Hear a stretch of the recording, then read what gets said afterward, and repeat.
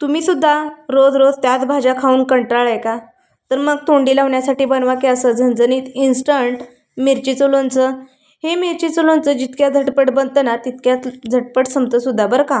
त्यासाठी 1/2 किलो मिरच्या स्वच्छ धुवून कोरड्या करायच्या. पाण्याचा एकही थेंब न राहिला पाहिजे या पद्धतीने.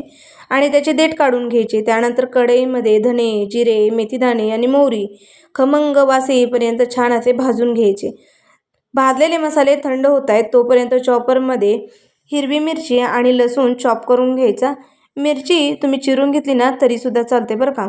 मिरच्या आपली छान अशी चॉप झाल्यानंतर भाजून घेतलेले मसाले थंड झालेले आहेत ते मिक्सरच्या भांड्यामध्ये घालून त्याची अशी पावडर बनवून घ्यायची.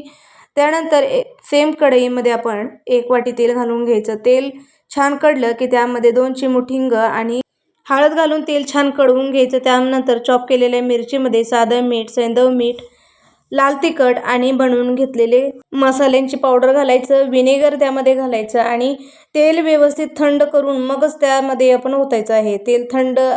गरम तेल अजिबात यामध्ये घालायचं नाही. तेल व्यवस्थित थंड झाल्यानंतर यामध्ये छान असं मिक्स करून घ्यायचं आणि काचेच्या भरणीमध्ये भरून आपलं हे इन्स्टंट लोणचं खाण्यासाठी अगदी तयार आहे. तर रेसिपी कशी वाटली कमेंट करून नक्की सांगा.